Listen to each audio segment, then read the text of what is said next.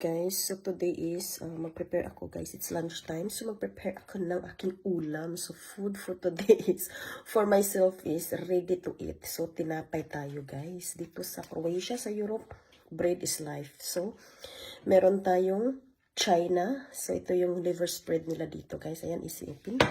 And meron tayong tinapay or sliced bread. So sliced bread ang ginamit ko dahil wala kaming bago na tinapay, yung mga parang baguette. So, wala yun. So, bibili pa si Tata pag uwi. So, this is it.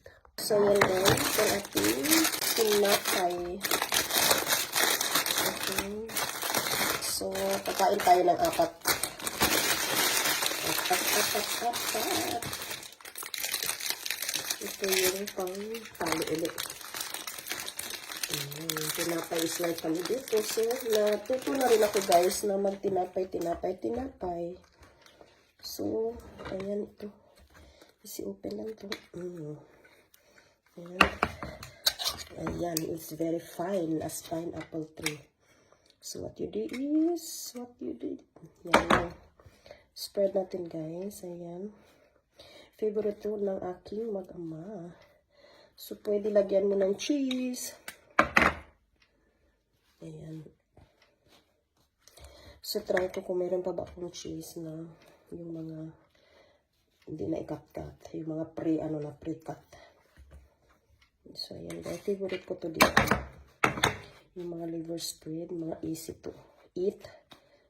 So, kailangan ko magmadali because I need to make a seedlings. Magtatanim ako guys. Dahil gusto natin kumain ng Filipino gulay. So, kailangan tayo magbanat ng buto. So, check natin ito sa ating ref. So, tanggalin natin to guys. Dahil replace natin ng ganito. Ito yung pantakip namin guys. Ayan.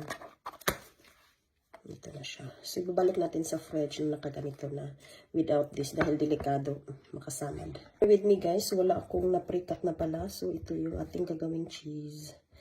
So, ikakat-cut natin ng maliit. So, ubos na pala yung mga pre-cut ko ng mga cheese. Ito na lang. Here's my lunch idea. So, guys, cheese and liver spread and sliced bread with juice na Angela. Nang hitch tayo, guys. That's it. Ayan, first is, sino muna tayo? And then, ito yung with cheese. It's so yummy. Kamay ng realidad. Daming trabaho guys. Dati, sa Cebu pa to na pa. Laging naka-nail polish. Dito, tada! Nag-low down. Yung iba nagpunta ng Europe, nag-glow up. Ako nag-low down. With cheese. Without cheese.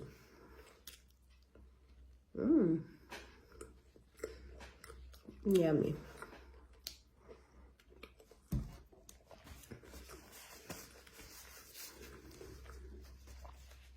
Ayan, ang ating lunch idea. So, Papa, thanks for watching. Mwah!